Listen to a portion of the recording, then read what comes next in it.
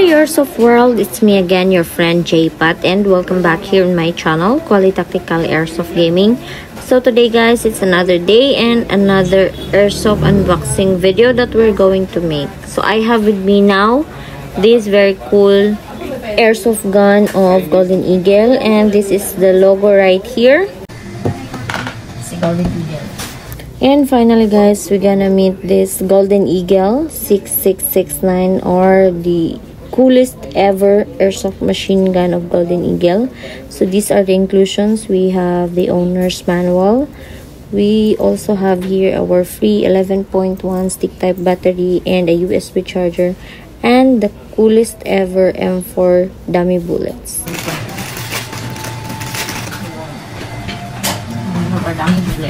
And this wouldn't be complete without these 100 rounds of 20 grams BBs. And this is the magazine of our airsoft machine gun that loads for about 2,500 rounds of BBs. Wow! This is our magazine. So finally guys, we can now test fire this coolest ever Golden Eagle 6669, or our airsoft machine gun. So this was released by Golden Eagle on May 2002. And right here guys is our fire selector switch. We have our semi-shot, full auto shot, and our safe mode. And let's take a look once again for the full set of our Golden Eagle 6669 airsoft machine gun. We have the M4 dummy bullet. We also have this owner's manual, our machine gun that comes with the magazine and an 11.1 battery and a USB charger, and of course a free 100 rounds of 20 grams of BBs. And finally, this is how our airsoft machine gun looks like. And the best of it, it has an upgraded full metal version 2 gearbox with 7mm bearings. It has a curved trigger with 8.2 style motor pistol grip. It has a top optic rails for mounting scopes, and it also has a retractable modern stock with chic riser. It has an adjustable front and rear icon sights.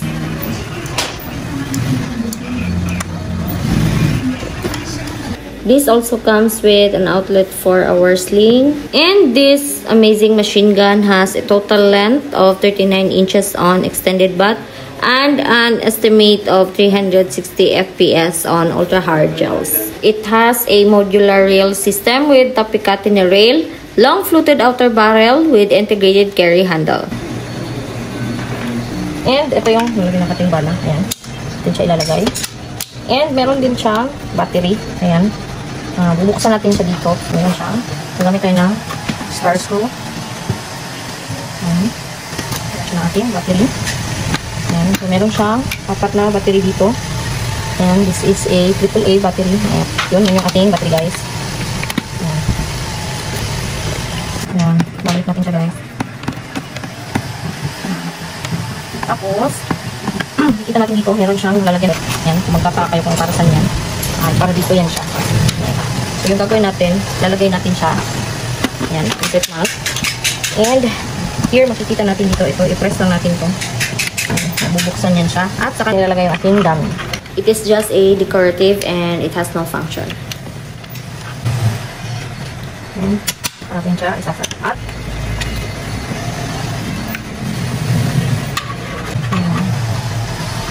yung magiging itsura guys.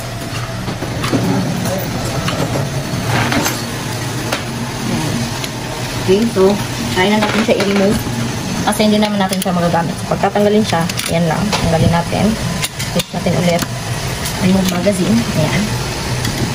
At babalik natin ito. Ito yung cover. Stick type 3 battery dito sa ating machine gun. So, yung unang-una natin gagawin, gagamit tayo ng ayan, Allen. Tatanggalin natin itong dalawa. Ayan, tatanggalin natin siya. Ayan. Of course, ito. Another one.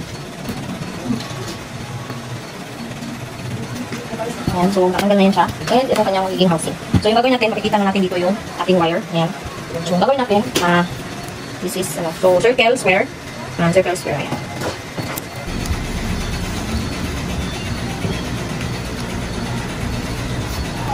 Gagawin natin, ibabalik natin itong ating looking. Kailangan. Balik mo siya. Tapos, lubot natin.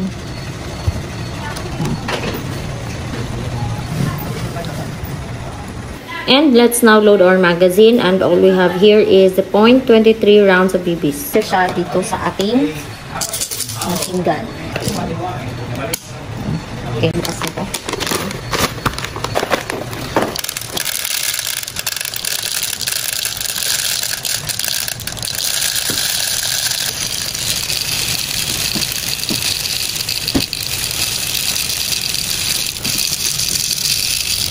Ayun.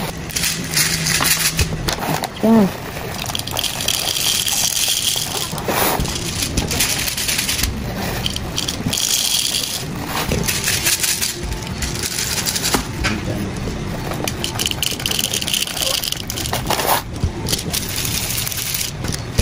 So, ito yung natira guys. Ayan, kukurtatan siya sa kalimutan. Ayan, ganyan lang sa kaliit. Ayan. So, masaka siya. And let's don't forget to wear our safety goggles.